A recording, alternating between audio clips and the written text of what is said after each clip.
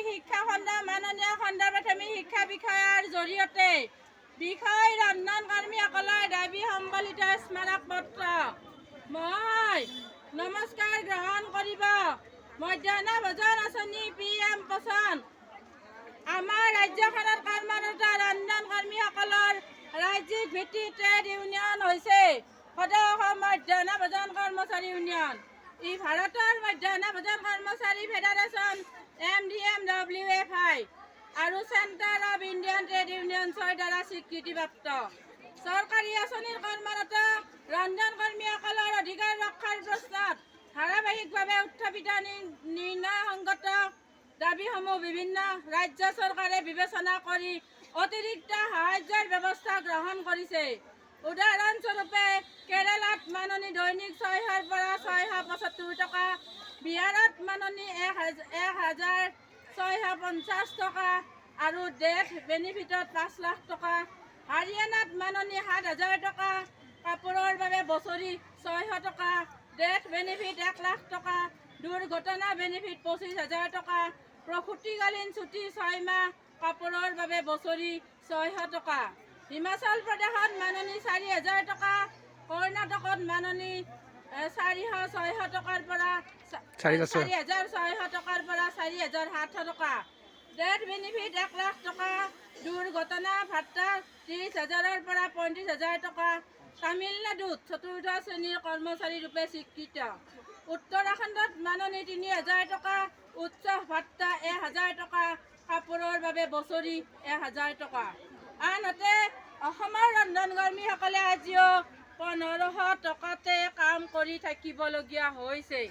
বছৰি কেৱল 10 মাহৰ বাবে প্ৰদান কৰা এই সামান্য মাননিখিনিও মাহৰ পিছত মাহ ধৰি বকেয়া পৰি থাকে।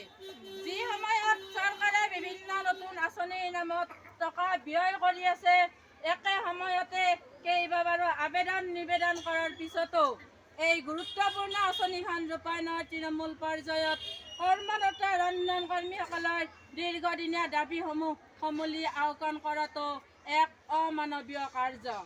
এই কাৰ্য ৰন্ধন কৰ্মীসকলক অধিকাৰ ৰক্ষাৰ প্ৰশ্নত বাৰম্বাৰ আন্দোলনৰ পথ ল'বলৈ বাধ্য কৰি আহিছে। বিষয়টো এই স্মাৰক পত্ৰযোগে পুনৰবাৰ উত্থাপন কৰিলোঁ।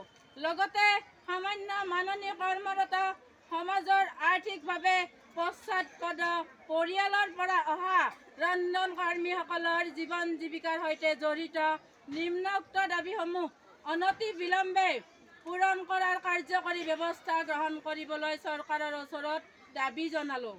দাবীসমূহ: 1 নম্বৰ, সমস্ত বকেয়া মাননি শীঘ্ৰে আদায় দিয়ক। প্ৰতি মাহৰ মাননি পৰৱৰ্তী মাহৰ প্ৰথম সপ্তাহৰ ভিতৰত আদায় দিয়াটো নিশ্চিত কৰক। 2 নম্বৰ, ন্যূনতম মজুৰি আইনৰ ভিত্তিত 10,000 টকা মাহিলী মাননি নিৰ্ধাৰণ কৰক। 3 নম্বৰ, কাম হেৰুওৱা ৰন্ধন কৰ্মীক এককালীন 3 লাখ টকা সাহায্য প্ৰদান কৰক। 4 নম্বৰ, কৰ্মস্থলীত আঘাতপ্ৰাপ্ত ৰন্ধন কৰ্মীক চিকিৎসা সাহায্য প্ৰদান কৰক। 5 নম্বৰ, বছৰৰ 12 মাহৰ বাবে মাননি প্ৰদান কৰক। 6 নম্বৰ, মধ্যাহ্ন ভোজন আঁচনি ব্যক্তিগতকৰণ প্ৰচেষ্টা বন্ধ কৰক। সদৌ অসম মধ্যাহ্ন ভোজন কৰ্মচাৰী ইউনিয়নৰ হৈ সভাপতি পবিত্ৰ পাঠক আৰু সম্পাদিকা কনকলতা দাস, 6গাঁও শিক্ষা খণ্ড সমিতি, দক্ষিণ কামৰূপ। বান্ধৱীসকল, এইখনে আছিল আমাৰ আজি 4দিনীয়া কাৰ্যসূচীৰ স্মাৰক পত্ৰ।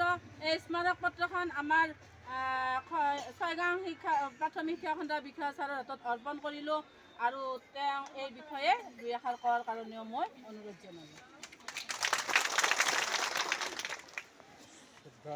আমাৰ কনকলতা দাসৰ তথা সভাপতি পবিত্ৰ পাঠক নাই বলে নাই হ'ব দিয়ক আৰু উপস্থিত আই মাতৃসকল, বিভিন্ন বস্তুৰো ৰামপুৰৰো দেখা পাইছোঁ, গোটেই জিলাৰে বিভিন্ন শিক্ষা খণ্ডৰ পৰা।